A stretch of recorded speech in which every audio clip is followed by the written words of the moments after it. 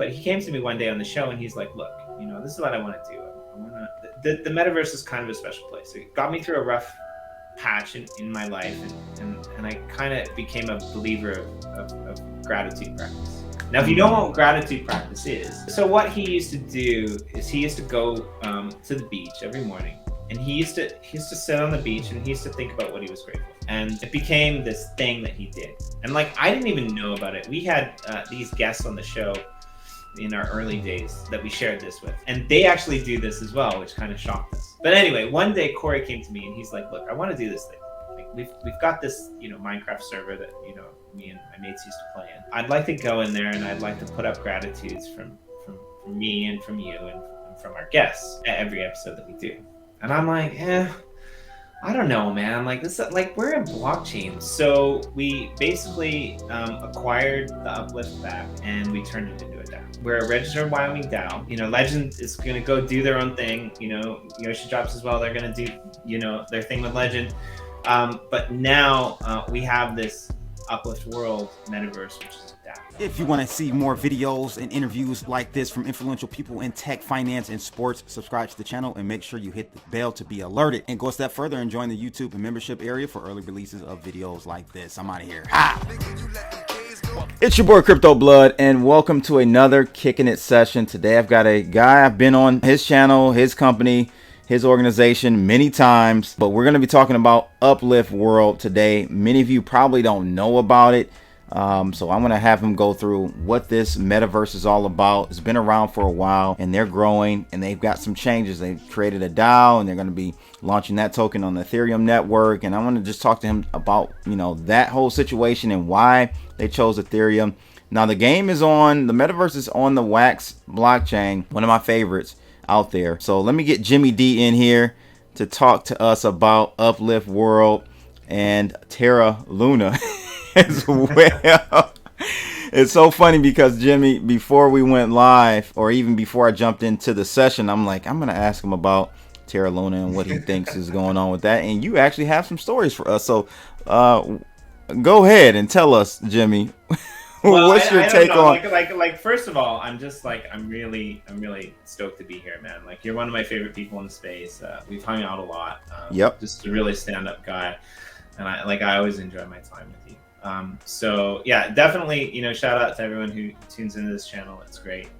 I'm kind of, in my own little small space of the metaverse, in the blockchain crypto world. I've been here for a while, but yeah, so where do you want to start? Tell everyone about. I think this is your first time on my channel, if I'm not mistaken. I never Jimmy D, who are you? Tell us about Gennaro Eos. I always mess that up. Generos. What is it? Generios. Generios, yeah.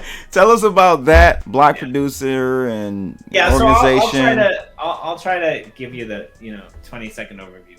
I'm an educator. I have a postgraduate degree in education.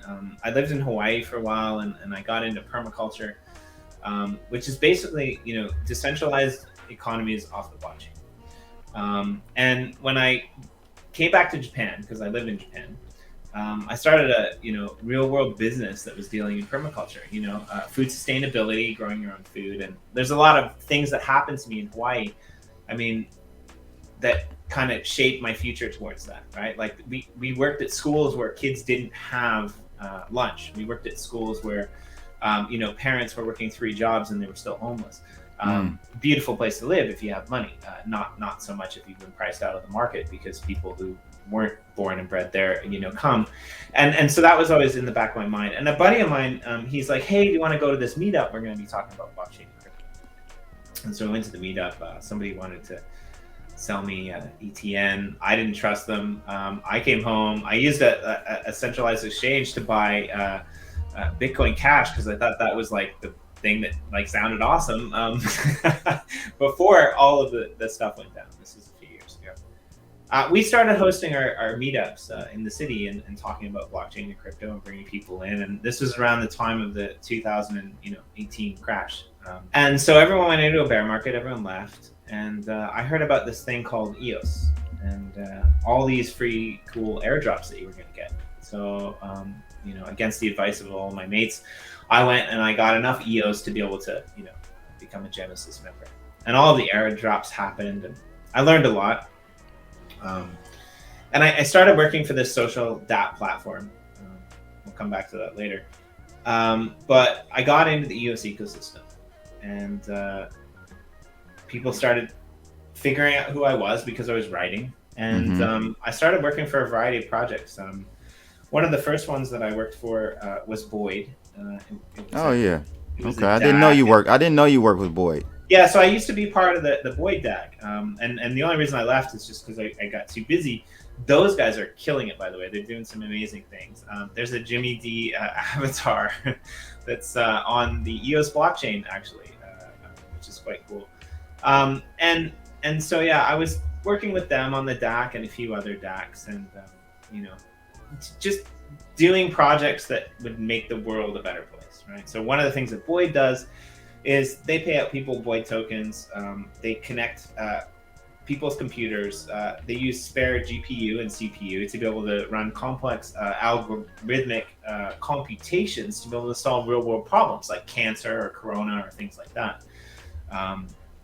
It's kind of like an advanced version of SETI, I guess, if I'm allowed to say that. Like a blockchain based kind of version. Yeah, all right. And it's really cool. And like some great guys, some of the best developers in the space. Jenner EOS came to me and asked me if I wanted to, you know, manage some of their social media stuff. At that time, I was actually working for, I was actually writing for EOS Go as well. And I do remember that. Read a bunch of their old articles. And so I wasn't so much into the social aspect of things. And so I started working with Jenner EOS. I mean, a great team. They believe in a lot of the fundamental values that I believe in. You know, they've taken up a lot of collections through their block producing profits to be able to support things like forest fire redevelopment, you know, after some of the crisis situations that have happened in Australia, which is really cool. And they're like an EOS.io blockchain block producer that's kind of cross-chain, working across multiple chains. I think they're involved in Telos. They're spinning up one on Wax.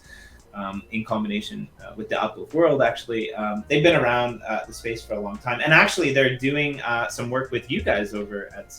Detroit Ledger Technologies. So lots of things going on there, which is really cool. Around that time, I was working with a bunch of people in the EOS space. We were kind of trying to bootstrap this idea of putting charity on the blockchain. And we put together a pitch deck. Some, you know, really well-known people, and we tried to get this to where it needed to be. We worked all weekend, and finally we got it to Dan Larimer, which was pretty awesome. Except Dan Larimer wanted $5,000 to be able to review our deck. Oh, sounds about right. All right, so that was quite good, right? Like we figured out that, like, oh, that L is actually an I, right? It was pretty good. So that was like and like there's a bunch of smart people in the room with that too.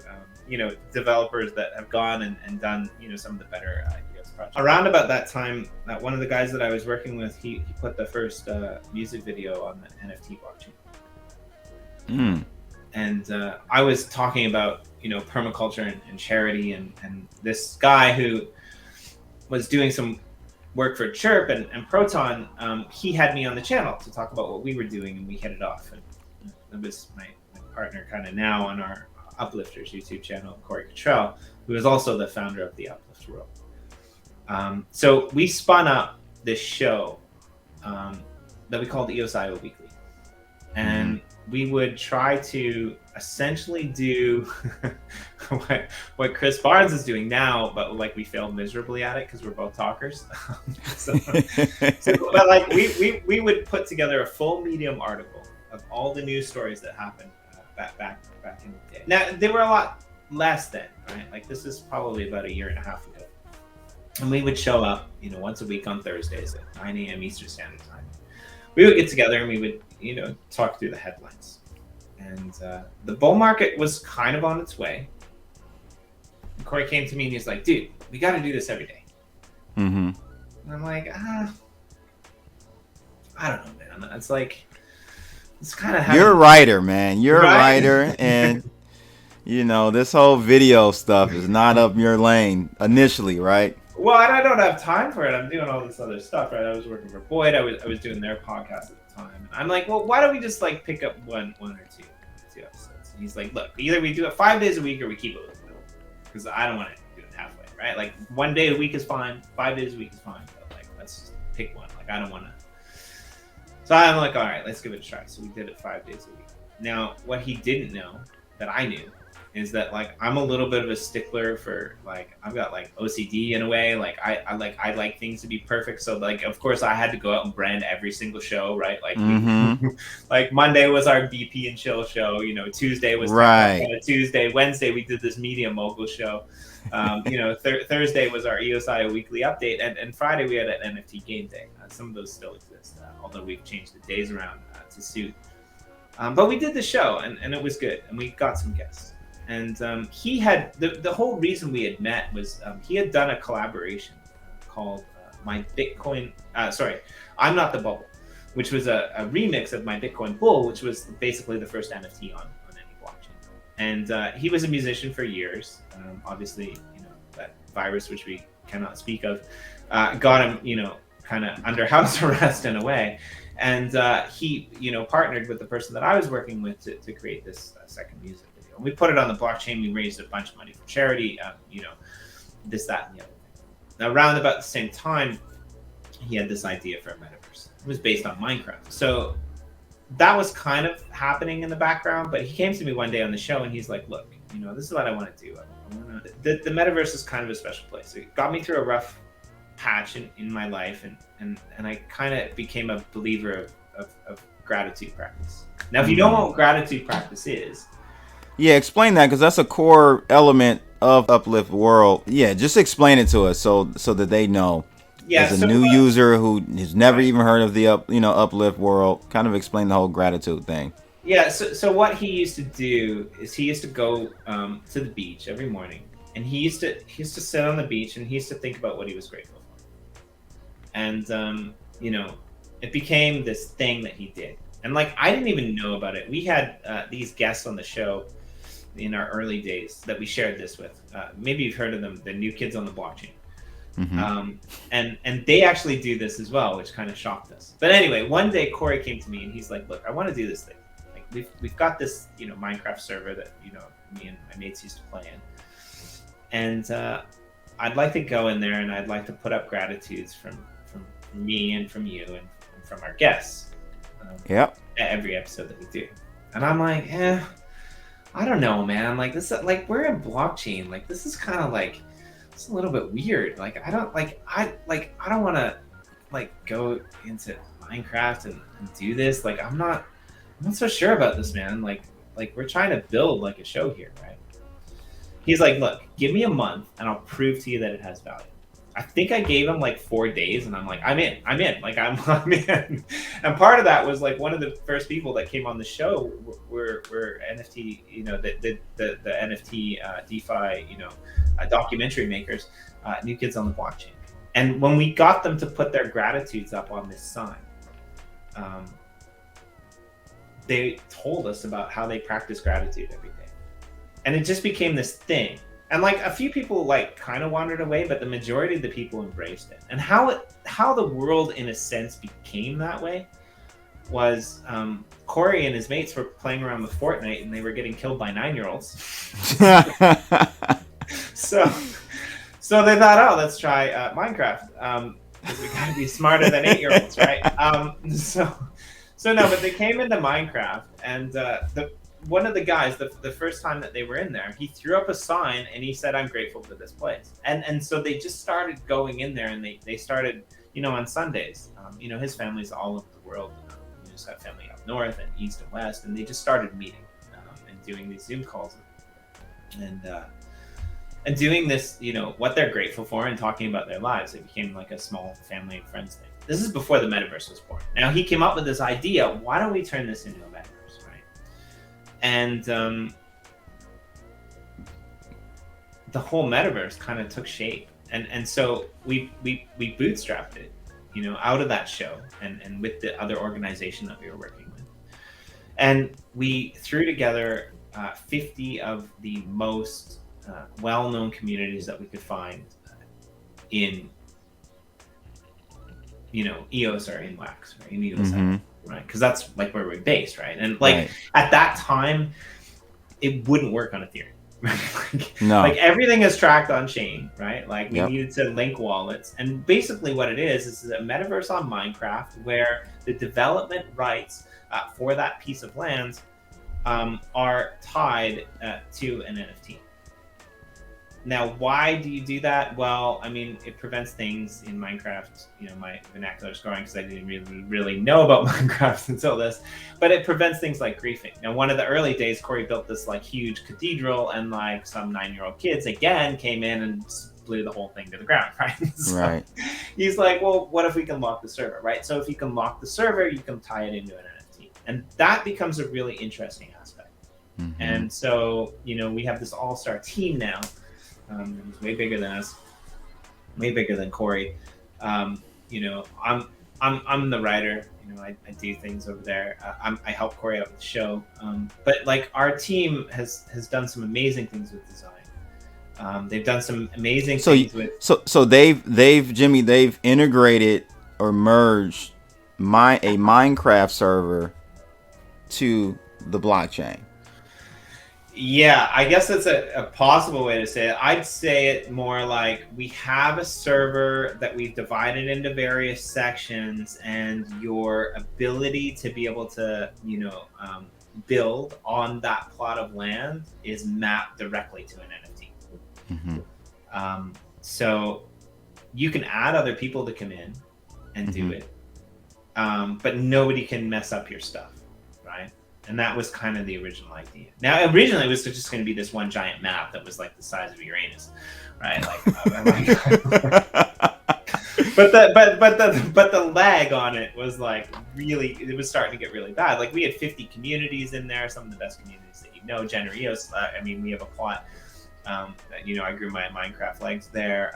We had, you know, we've got the Finny guys over there. Like they've got a great city plot. We've got the UX guys. They've got like this amazing city. Shout out to EOS USA. Yeah, they have a nice plot on the land as well. I just interviewed my man Michael last week. 2 actually. Like Michael had never done Minecraft either, and he went in and he built this whole roller coaster. He put alien worlds like Robotron, like this whole massive building of Robotron in there, and like, you know, basically took the piss out of Anders, if you know ending observation. Every chance that he could get, because he's just like, why would you do this all in survival? Like, you're an idiot. Like, why would you do that? And he's like, because it's cheating. And at that time, we were trying to decide whether we would have a creative world where people could just procure whatever they wanted, or whether it would be a survival world. And finally, Corey got frustrated, and we just came to the conclusion that we'd create 2 worlds. So now we had 2 worlds. One that was creative and one that was survival. And one that was creative, people could come in and they could procure blocks, they could build whatever they want. One that was survival kind of plugged a whole economic factor into it, because now you have these people who were coming in and getting slaughtered because they don't know how to play Minecraft. Now, what we did was we started rewarding people in Uplift'ium, which is an in-game token. And we started, you know, like dripping to certain assets, to certain miners, an Uplift'ium drip, depending on various pool sizes. And with that Uplift'ium, you could create picture installs. You could put in art. You could make galleries.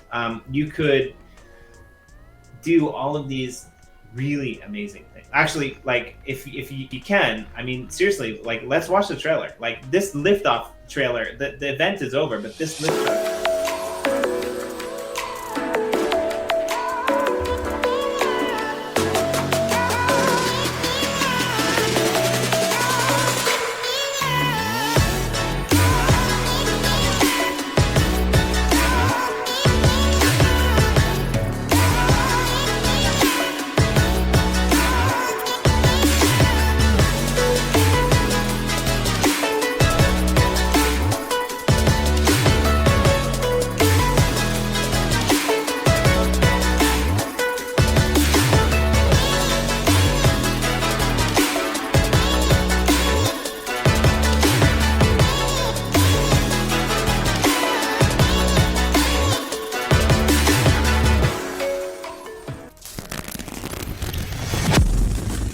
Yeah, it's pretty dope. And you guys have, so kind of, let's talk about like this whole taking back of the company, or the whole.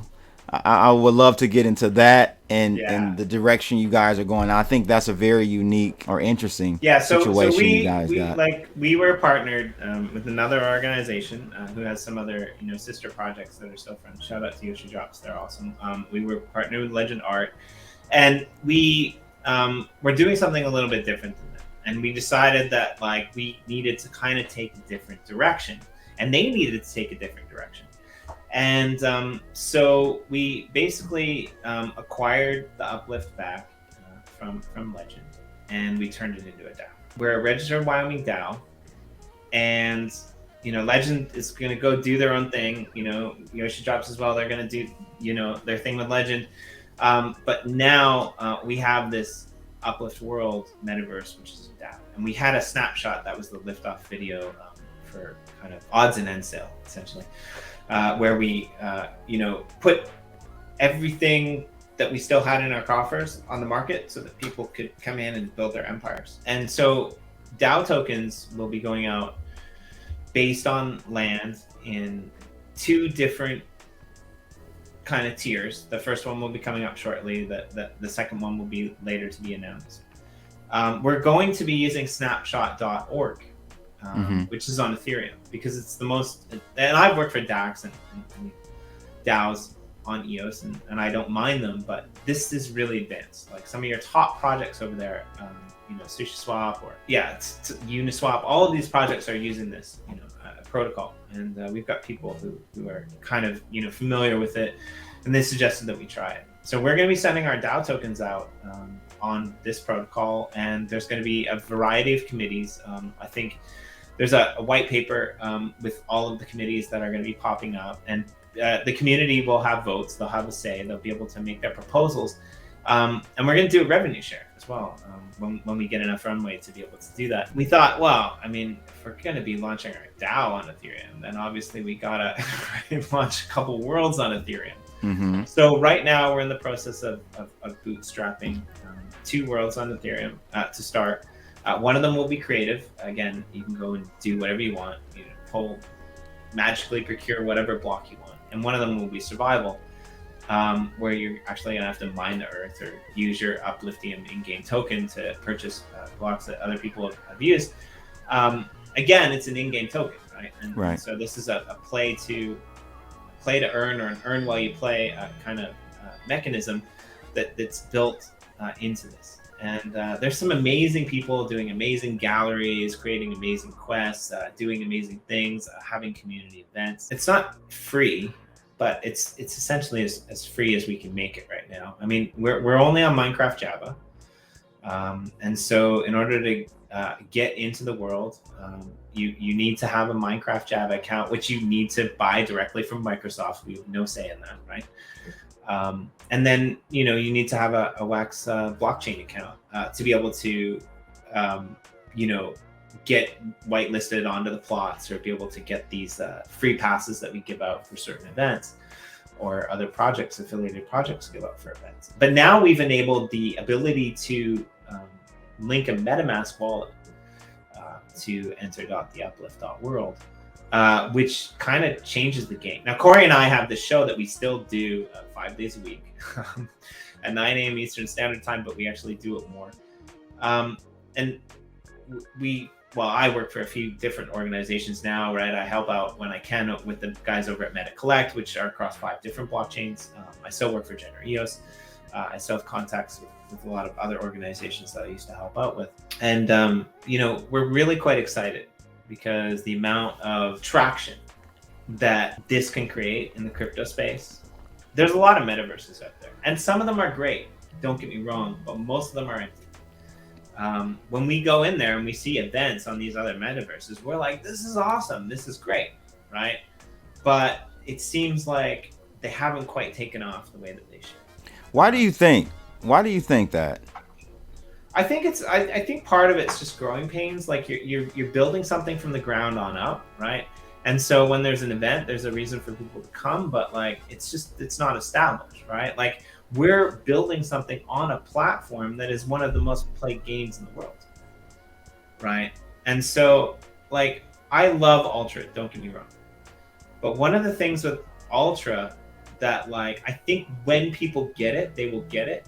But if you don't know, Ultra.io is a EOS.io based blockchain that is looking to kind of bring gamers into the fray, but they haven't really taken off yet either, right? And I think what it is that we're in the blockchain space, and we're tailoring towards people who are playing games, but people who are playing games, they just don't really care about this yet, right? They haven't figured out the potential to be able to own your own assets, to be able to actually get value out of the game as opposed to just spend value and have fun with your time, right? I think as time goes on, this will change, but like again, building on one of the most played games ever to exist on the planet is definitely a bonus, because when people can figure this out, it's huge, right? And we have a full-blown metaverse. There are people who are also doing it on Minecraft, but right now there's nothing built, there's nothing there. We've been doing this for a year, right? Like more than a year. People have been in the servers building,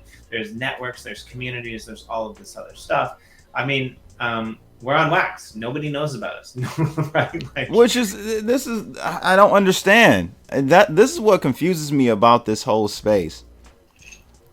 It's like, I see so many projects have to go over to Ethereum to grab attention, and it's just weird, man. I don't understand why, when you have wax, I think is a great blockchain for gaming and NFTs, and you're just not seeing the traction that I think is warranted for the type of performance that you're getting with these games on wax. It's very interesting, and so I see projects like UpliftWorld do it, and others.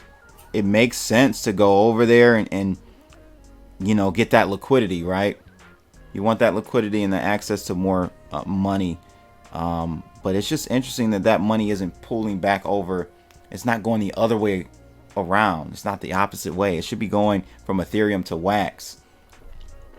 Well, so we're not necessarily like in it only for the money. I mean, if we were, we might not be in it anymore, because like, yeah, that's a story I'm not going to tell. But anyway, there's some interesting aspects, right? Like gratitude practice. Let's go back to that. Every show that Corey and I do, we go in there and we ask people what they're grateful for. I mean, it can be big, small. It can be ugly. Like, for example, what are you grateful for today, man? I'm grateful. It's almost every day. I'm grateful for these little kids of mine, man. They are just amazing. Seriously, I took my son on a walk yesterday.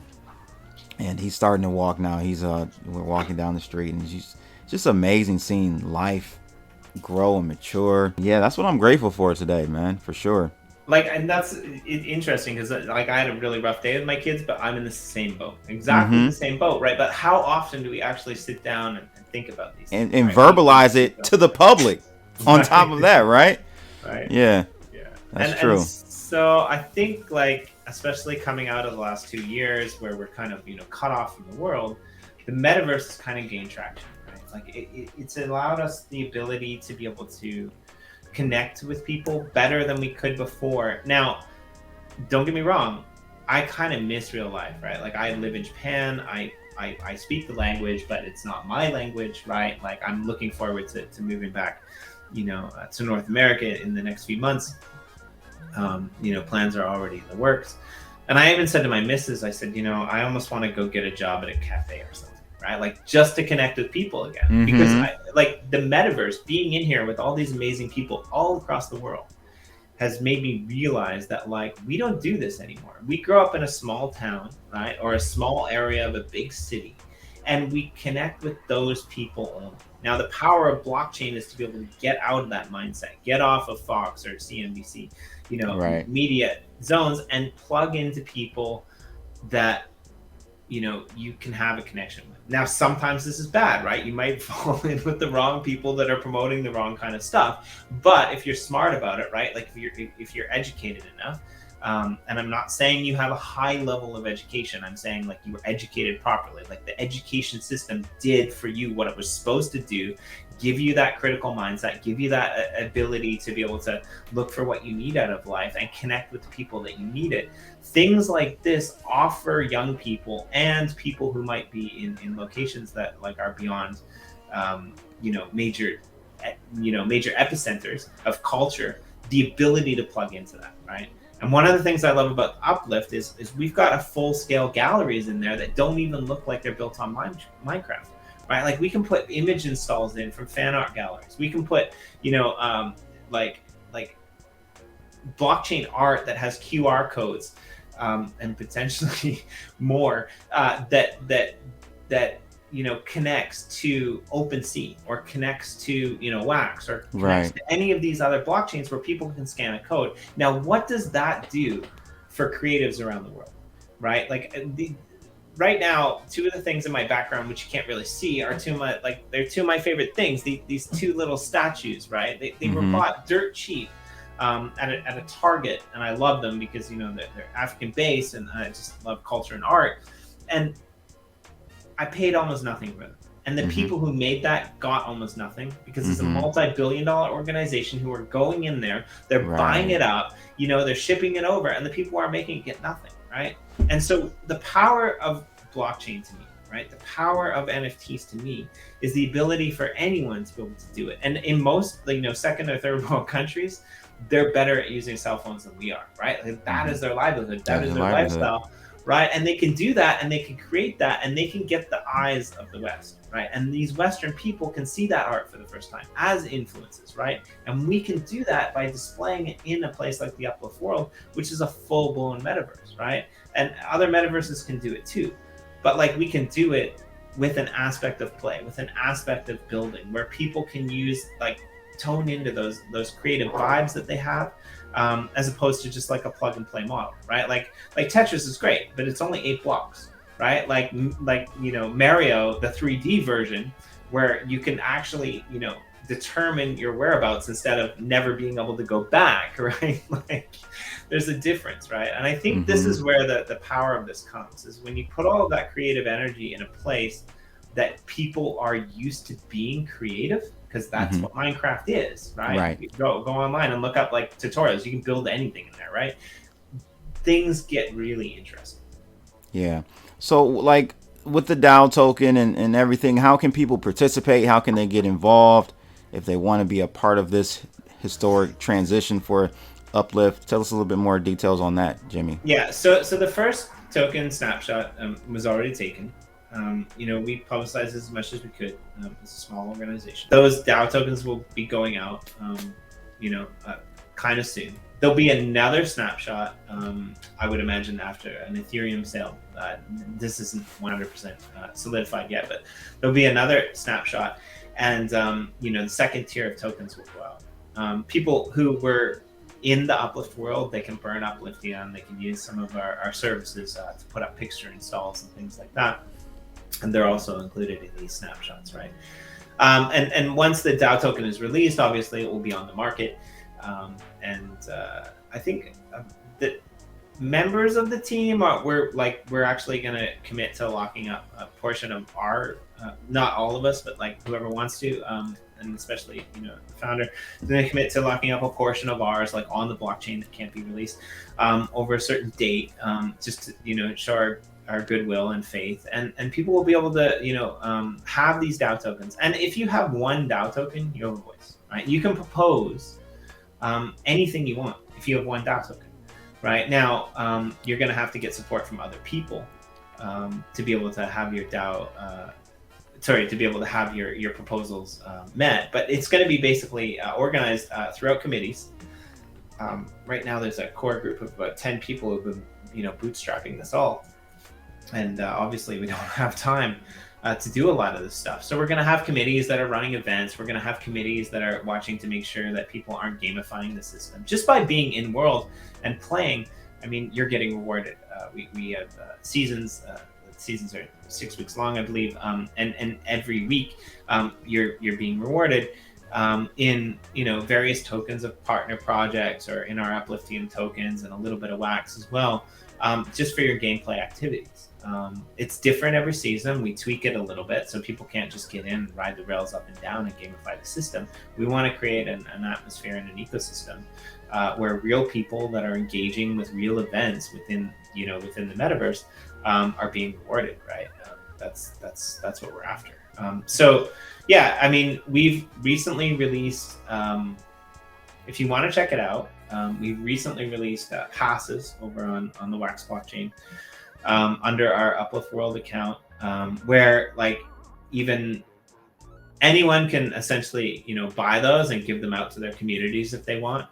And so there's different events. I mean, there's a guy that we know, Chia. He does this really cool fishing derby. It's like a 5-hour fishing derby, and like they've got like prices and whatever the people get. Then like the top winner gets like NFTs from various collections and things like that. I mean, there's ice boat racing, and there's all these events, right? Like there's mythologies that are being written. There's tons of art galleries and open showings that are being put up, and it's weird. Like I'm not even a gamer. Like this isn't what I do, and I'm just so excited about the ability just to be able to see it and connect with people that have passion to build what they want to build. If you go over to our YouTube channel, the Uplifters, there's a whole like playlist that showcases various galleries throughout the metaverse that like I definitely recommend you check out. And you can go in and you can walk through them, and we're based on Wax right now. We're expanding to Ethereum, but there's Ethereum based NFTs galore just in the Wax ecosystem, all connected with QR codes, and it's a great place to showcase your work. I mean, right now, while we're expanding to the Ethereum world, we're basically going to replicate what we did in Wax and EOS.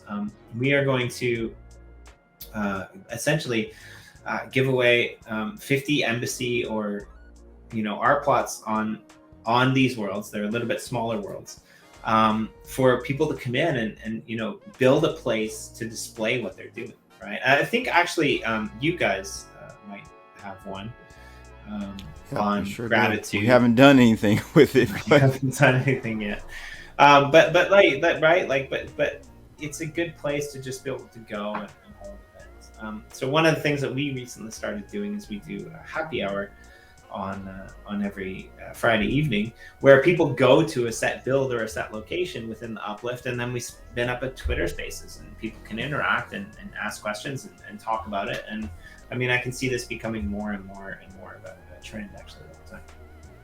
Yeah, that sounds great, man. And guys, get over to the Uplift.World for more information on what's going on with the Jimmy and the crew. Great crew, great concept, and they've been building. How many users do you have, like active users right now? I don't know. It's a lot, but I don't know. I don't have to. I wouldn't even want to gander a guess. I'd have to check that. But like, yeah, we get a lot of people coming in and playing around. And I'm sure it goes up and down over time. So I mean, we're in a bit of a bear, but like, I kind of think a bear might be good for us, because like that's how Corey and I got through it the first time. It's right. Just bootstrapping this with the rest of the team. So.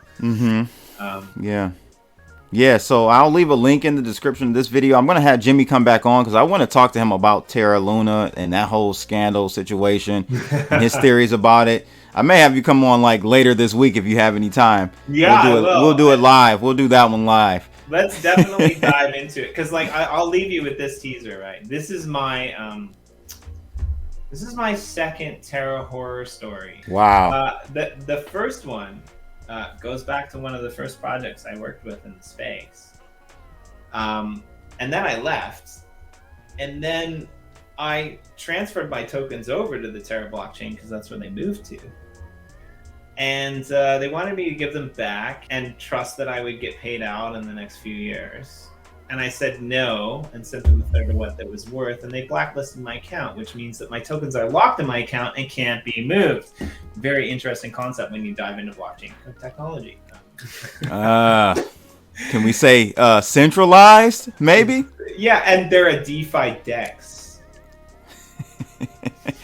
Well, there's the cliffhanger, ladies and gentlemen. We will continue this on the next video. Stay tuned. I'm gonna have Jimmy come on and explain all of this. That is crazy. Jimmy D, it's been a pleasure. Thanks a lot for coming on. And that is another Kicking It session, ladies and gentlemen. Make sure you like, share, and subscribe. And check out Uplift World. I'll have a link in the description below. It's your boy Crypto Blood. I'm out of here. Holla!